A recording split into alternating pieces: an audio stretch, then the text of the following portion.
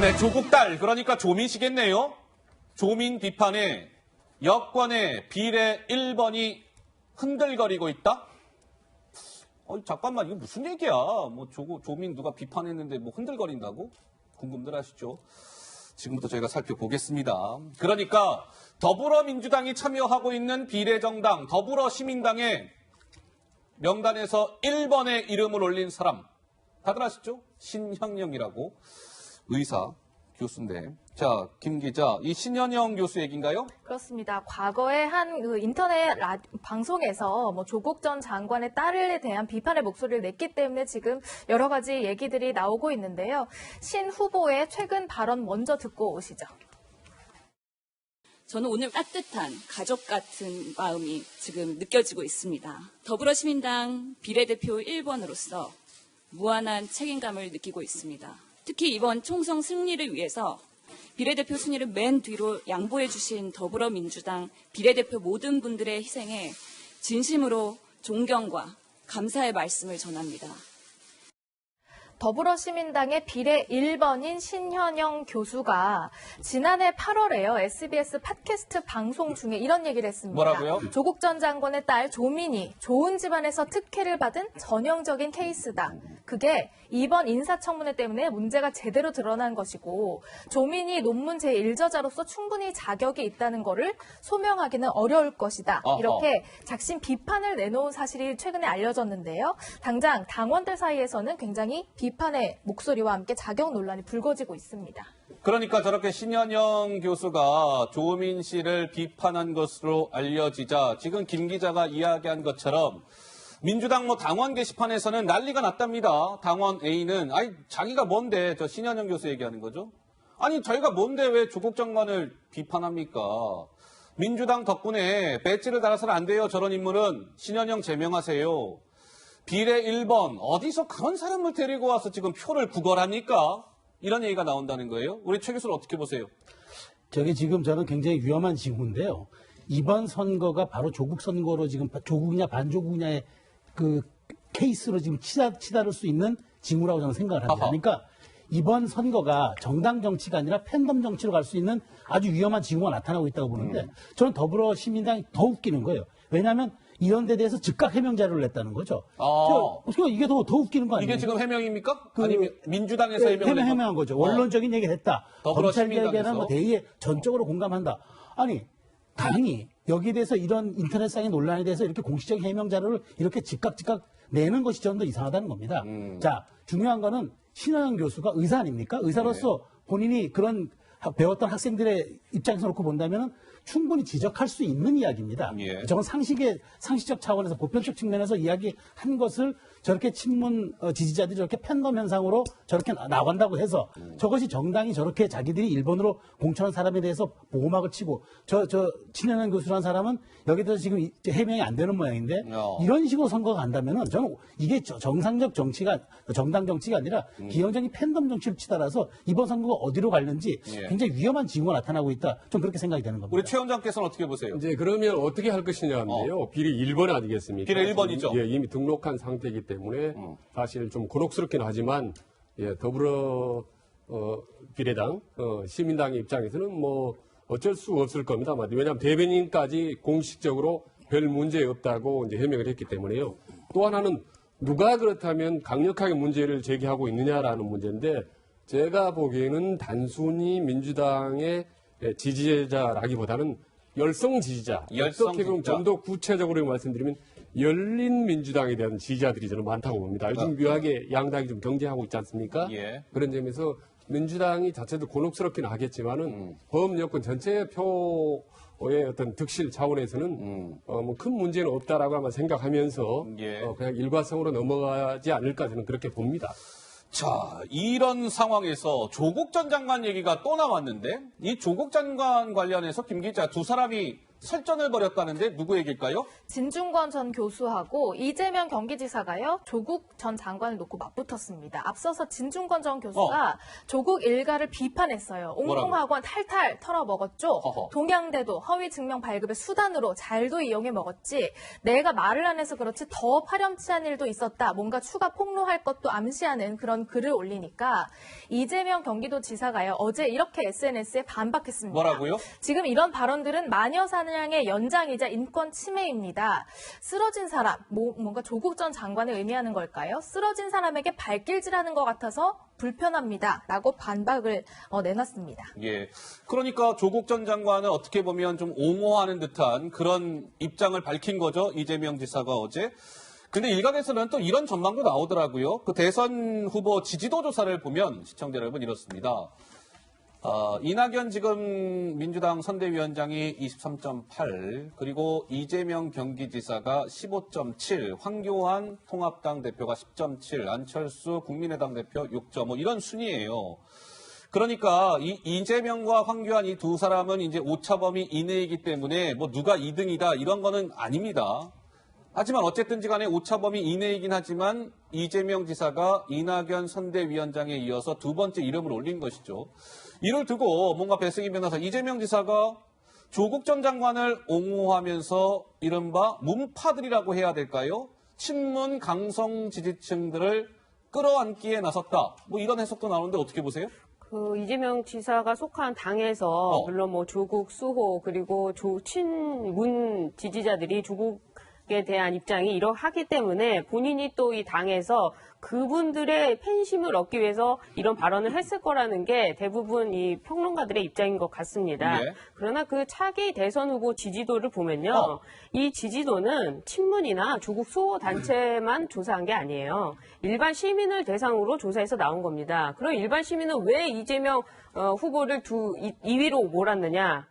그거는 이번 코로나 사태에서 방역도 잘했고 또 치고 나가는 행동력도 좋았고 뭔가 국민들한테 주는 메시지라든지 아니면 그런 보여주는 리더십이라든지 이런 것들이 다 평가가 돼서 2위가 나온 건데 본인은 여기에 더해가지고 이제 지지층까지 끌어내기 위해서 조국에 대한 조국 장관에 대한 어떤 그런 편드는 모양새를 옹호하는 보여줬는데 듯한, 옹호하는 듯한 모습을 보여줬는데 과연 그게 이제 이끌어진 이 15.7%에 더해질 것인가 아니면 여기서 마이너스가 될 것인가 하는 점은 이 중도층 민심이 결정할 것이라고 보는데요. 예. 저는 뭐 이 당에 뭐 친문 그리고 조국 수호 지지자들만 있는 것이 아니고 금태섭 의원한테 보여줬던 그런 모습들 그리고 10월 달에 나왔던 그 많은 국민들이 이야기했던 그 불공정 그런 거에 실망한 이 중도층들을 너무 파악하지 못하고 있는 건 아닌가. 그래서 팬덤 정치를 자꾸 비판을 하면서도 갈 수밖에 없는 이런 모습들이 좀 안 맞는 거 아닌가 그런 생각이 듭니다. 그래, 최수영 평론가.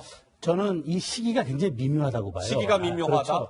왜 이재명 지사가 먼저 진중권 교수가 먼저 논란 건 거 아니에요. 진중권 교수가 그냥 페이스북에 올렸는데 이재명 지사가 먼저 도발한 거예요. 이러면서 이제 싸움을 걸었는데 왜냐하면 이낙연 지금 선대본부장이 지난주에 관훈 클럽 토론에 가서 조국에 대한 것은 이제 정리를 했단 말이에요. 맞아요. 그러니까 이것은 이제 더 이상 그러니까 우리가 이제 부적절하다 말하자면 이건 좀 부적절했다는 식으로 정리하고 그 빈틈을 저는 노린 거라고 봅니다. 그러니까 딱 일주일을 지나서 그렇잖아 타이밍을 노렸는데 진중권 교수가 SNS에 그걸 올렸죠. 그러니까 그러면서 마녀 사장의 연장이자 인권 침해를 하면서 지금 바로 무주공산이 된 친문 진영의 마음을 사기 위해서 들어간 거예요. 지금 사실 안희정 지사 낙마했죠. 그다음에 김경수 지사 재판 중이죠. 예. 이광재 전 지사 지금 뭐 강원대 선거 중이죠. 예. 지금 사실 무주공산이에요. 그렇다면 정치적으로는 타이밍. 그래서 아마 진중권 교수가 아마 정치적인 근데 감각은 인정하는데 이런 얘기를 한 것 같은데 예. 다만 이것이 배승희 변호사 말씀대로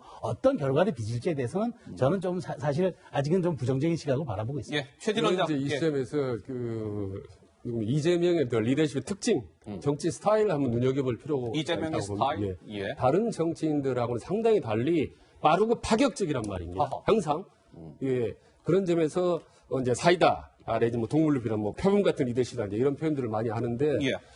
이번 논란의 경우도 누가 옳고 그르냐를 떠나서 적기에 팍 뭔가 주목을 받자마자 싸우는 그 자체가 이재명 지사의 어떻게 보면 지지도를 올리고 있거든요. 지난번에 신천지도 어떻게 보면 상당히 과도하다라고 논란이 있었습니다. 비판적인 이론이 있었음에도 불구하고 또 결과적으로 지지도 올라갔거든요. 그래서 앞으로도 저는 이슈 사안 때마다 이재명이 치고 나올 거라고 봅니다. 그때마다 저는 실부들한 득이 더 많다고 보고 예. 이 여세를 몰아서 저는 계속적으로 어떤 다음 대선의 행보가 이후로도 계속될 거라고 저는 보는 겁니다. 알겠습니다. 뭐 어찌 될지는 지켜봐야 될 것 같습니다. 어쨌든 이재명 지사 얘기 좀 해봤고 어제 경남 봉해마을을 찾아서 누군가 봉하마을에서 눈물을 보였답니다. 누구 얘기일까요? 영상으로 준비되어 있습니다. 직접 확인해 보시죠.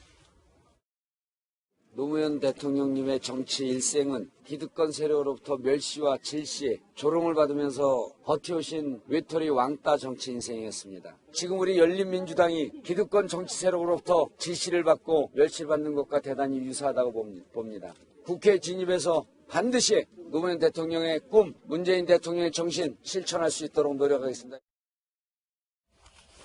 네, 정봉주 전 의원 지금 보세요.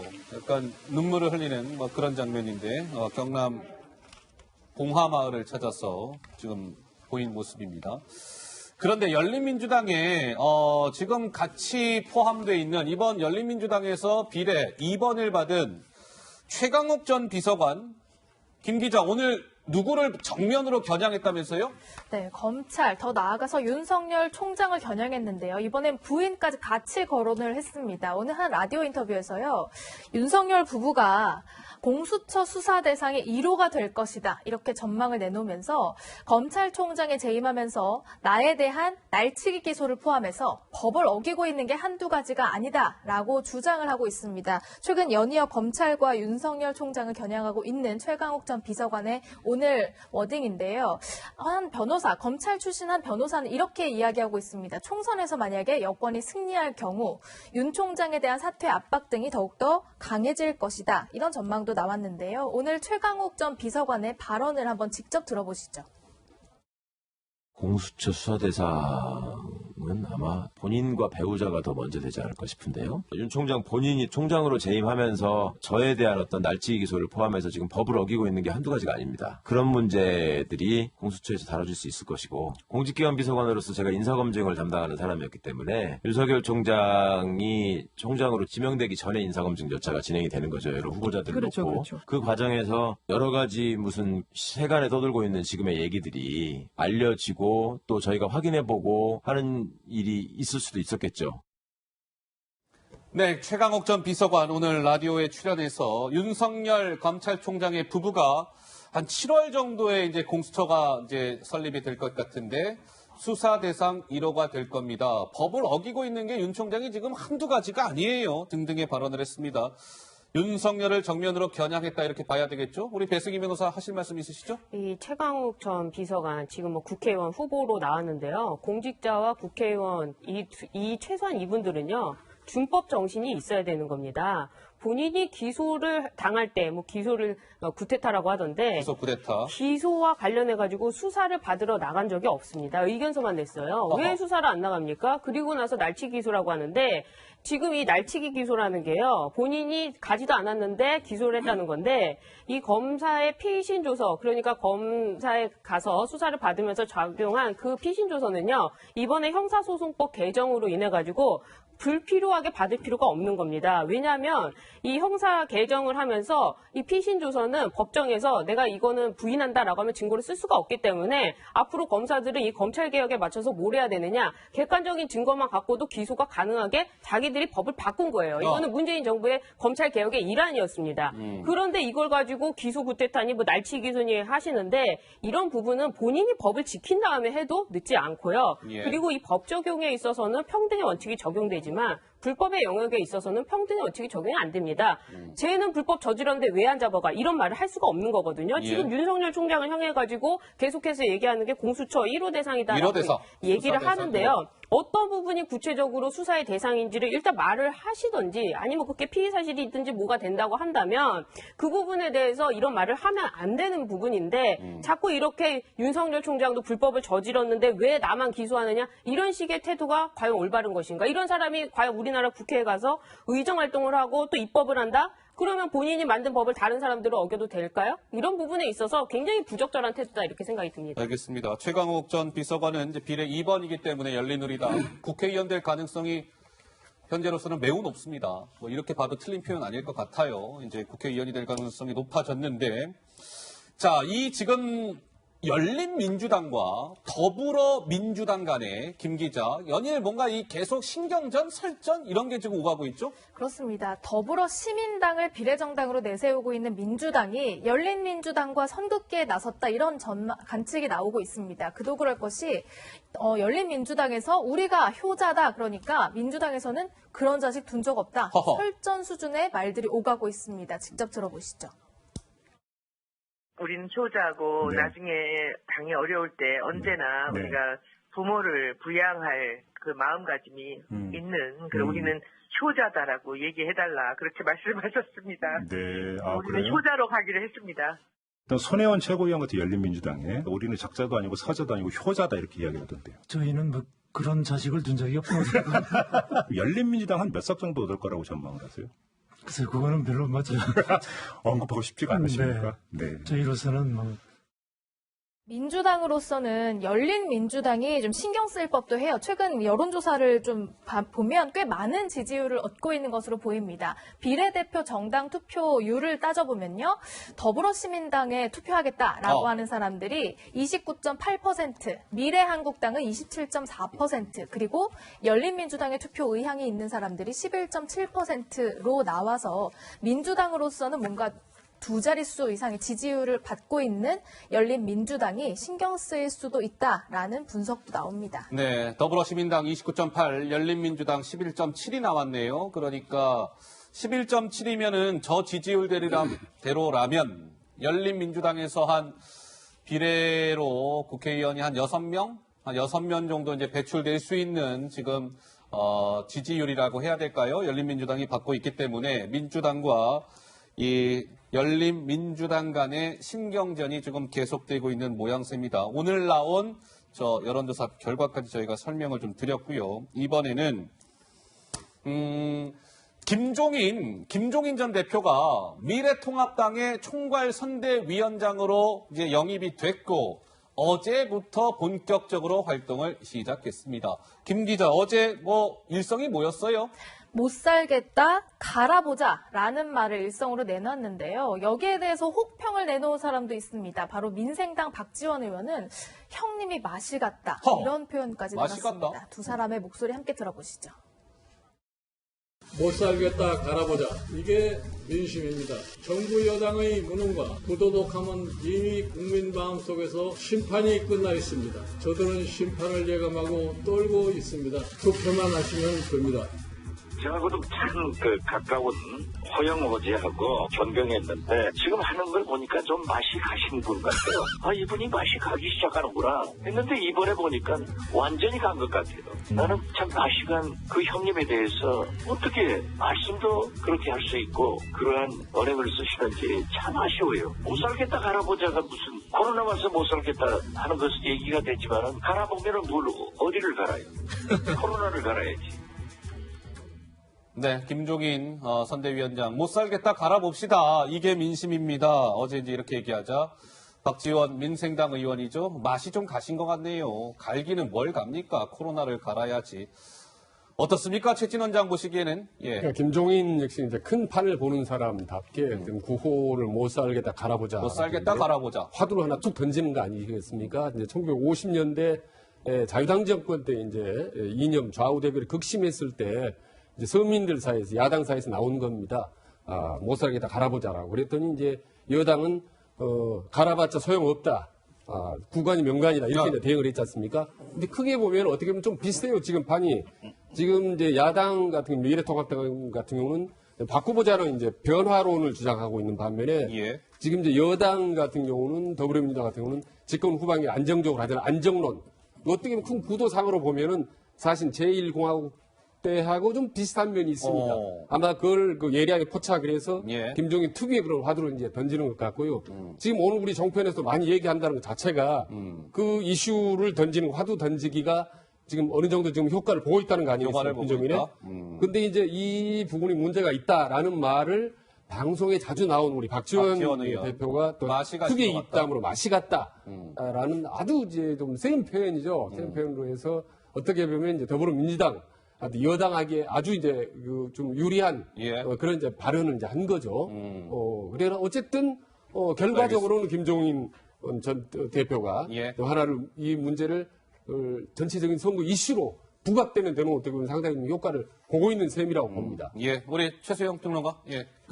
김종인 지금 선대위원장은 코로나 전국에서 굉장히 자기 할 말이 많은 분이에요. 왜냐하면 지금 우리가 공공의료 인프라를 깔아놓은 최초 시도를 박정희 정부 시절에 본인이 교수로서 입안을 했고 노태우 정부 시절에 본인이 장관으로서 저것을 거의 이제 골격을 갖춰놨거든요. 그렇기 때문에 지금 방역 체계나 어떤 이 보건의료 문제에 대해서도 본인이 저렇게 정확한 진단을 낼 수 있는 거고 못 살게다 갈아보자. 사실 어찌 보면은 굉장히 투박하고 또 저게 세련되지 못하게 들릴 수 있으나 캠페인 슬로건 특히나 저는 이제 메시지를 연구하는 사람 입장에서는 예. 굉장히 저런 간결성이 필요해요. 지금 여러 가지 확전할 필요가 없이 딱 핵심 메시지를 찌르는 거죠. 그러니까 근데 저는 거기서 이제 박지원 의원의 등장이 조금 의아한데 의아스럽죠. 지금 사실 본인 선거가 더 어렵고 거길 챙겨야 될 텐데 목포. 저기 나와서 지금 복부 선거가 굉장히 어렵다고 여론조사에 이렇게 여러 가지 나오는 것 같아요. 예. 그러니까 거기 신경을 쓰실 분이 저렇게 이 전국의 한 핵심에 등장하는 이유가 그런 어떤 좀 말하자면은 시선 끌기 용이 아니었나 싶은데